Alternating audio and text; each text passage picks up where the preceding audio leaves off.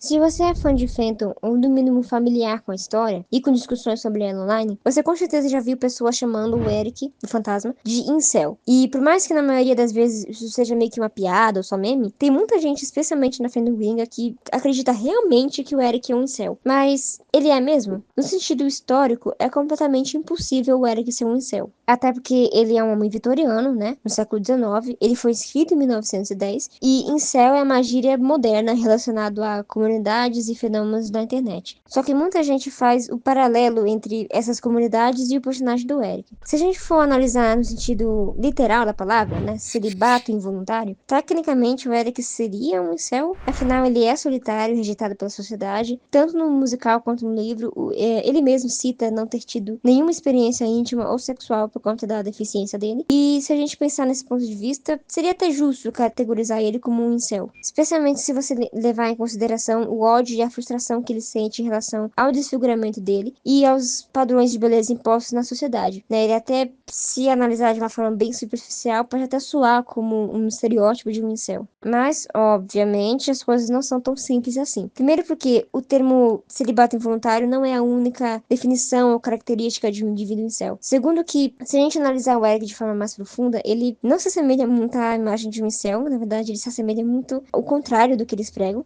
E terceiro, porque pode ter certeza que nenhuma das pessoas que acreditam que o Eric seja um incel dizem isso de uma forma empática. Tipo, na verdade é bem desumanizador, que vai contra a proposta do qual o personagem foi escrito. Então vamos analisar a origem e a definição atual do termo incel. Esse termo ele foi criado em 1993 por uma jovem mulher no Canadá com a intenção de expressar a dificuldade dela em aceitação social e também procurar pessoas que se identificavam com a vivência dela. Só que esse termo ele foi rapidamente apropriado por grupos de jovens homens brancos, cis e heterossexuais que baseiam sua visão de mundo em ódio contra as mulheres, especialmente mulheres sexualmente ativas, e também contra minorias sociais que divergem das expectativas patriarcais, pessoas negras, latinas, LGBTQIA+, neurodivergentes e muitas outras. Existem muitas outras comunidades focadas no público masculino que se assemelham ao incel, como a machosfera, os red pills, os masculinistas, que são ativistas dos direitos dos homens. Tem doido pra tudo, né? Mas, enfim, todos esses grupos seguem mais ou menos as mesmas ideias: supremacia branca, cis-heteronormatividade, ódio às mulheres, cultura da pureza, castidade feminina, entre outros absurdos. Essas comunidades não são conhecidas só pela misoginia, mas também pelo seu posicionamento político alinhado à extrema-direita e até ao neonazismo. Então, tipo, não se trata sobre discussões sobre a marginalização de pessoas com deficiência, doenças mentais ou desfiguramentos físicos, como o Fantasma da Ópera trata, e sim só sobre homens que se sentem no direito não só de possuir mulheres, mas também de controlar todas elas, incentivar a misoginia e a opressão do gênero feminino. Você nem precisa entrar muito a fundo nesses chãs de incel para saber que eles usam linguagem neonazista, eugenista, frenológica, LGBTfóbica para tratar dos posicionamentos políticos deles. O incel é principalmente um manifesto político alinhado à extrema-direita e que condiz com os preconceitos já estabelecidos na sociedade. O Eric, ele é o contrário do que a comunidade incel acredita. Ele não se conforma às regras da sociedade conservadora onde ele vive, ele não respeita autoridades ou pessoas que estão no poder, pelo contrário, ele reconhece que elas são o mal da sociedade e não os marginalizados. E se você é familiar com esse conceito de macho alfa e macho beta e essas baboseiras aí, que é um delírio misógino também popular no meio incel, o Eric certamente seria considerado um beta. Sabe, ele não é o tipo de homem admirado ou exaltado no meio incel. Do início ao fim do livro, o único desejo dele era ser amado, e não atormentar minorias sociais, zombar da aparência das pessoas, o que, sim, é muito popular em comunidades incels, principalmente com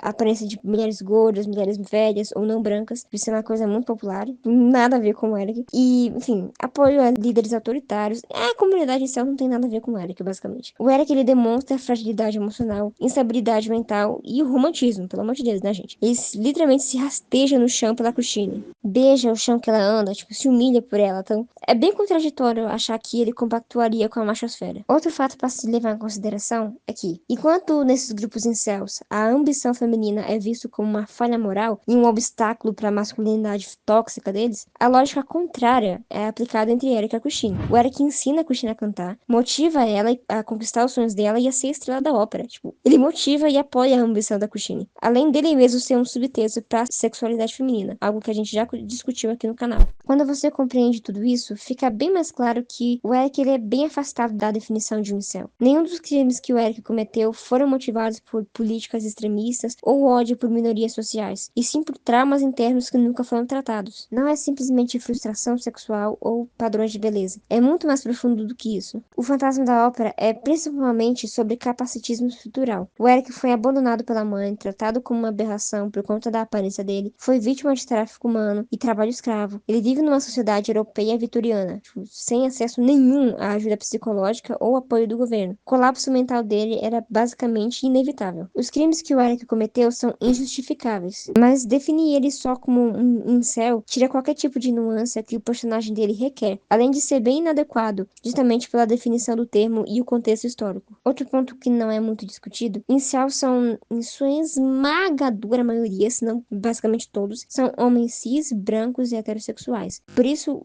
o senso de opressão, entre aspas, que eles sentem é contraditório e falso. Tipo, eles não são oprimidos, eles são privilegiados. Enquanto a sensação de desamparo e abandono do Eric é completamente justificada e real na narrativa. Ele foi sim oprimido e abusado, não só isso, como ele também, a raça nem a sexualidade dele é citada no livro. Há algumas pessoas, inclusive, que acreditam que o Eric é codificado como queer. E realmente faz sentido, apesar de que o Leroux com certeza não intencionou ele dessa forma. Na verdade, a maioria dos personagens que são codificados como queer não foram intencionalmente escritos assim, e sim interpretados dessa forma. Mas, de qualquer jeito, o fato do Eric não ser privilegiado de forma alguma já demonstra a diferença entre ele e esses grupos de ódio online. Minha conclusão. É claro que cada adaptação é diferente uma da outra, mas levando o livro original e o musical em consideração, eu acredito fielmente que o Eric não é um incel, mesmo se a gente fosse imaginar ele em um cenário moderno. Por mais que muitas das atitudes dele se assemelhem sim com os discursos pregados nesses meios, diminuir ele para um incel nega a subjetividade do personagem. Nem todo mundo que tem dificuldade em se relacionar e criar laços afetivos é um incel. Nem todo mundo que cai em um discurso sexista é automaticamente um incel, até porque a gente vive numa sociedade machista e até mulheres reproduzem discursos machistas. O Fantasma da Ópera é principalmente sobre como a marginalização e isolamento afetam o indivíduo. O arco de redenção do Eric e o arrependimento dele no final é o centro da história. Por isso, usar termos estritamente modernos para descrever uma história escrita em 1910, cujo arco fictício se passa na era vitoriana, não é útil quando a gente analisa esse tipo de literatura. Mas, enfim, se você quer levantar algum ponto de forma respeitosa nos comentários, eu tô aberta para debates. Mas essa é a minha conclusão. Se você gostou do vídeo, por favor, apoie o canal, dá um like e se inscreve, porque eu tô muito feliz que a quantidade de meus inscritos aumentou um pouquinho, por mais que eu não esteja sendo muito ativa. E isso realmente me deu uma motivação para continuar o canal, porque eu sou muito apaixonada por essa história e por esse tema. Então, muito obrigada pelo apoio que vocês inscritos me deram. E eu vejo vocês na próxima. Tchau, tchau.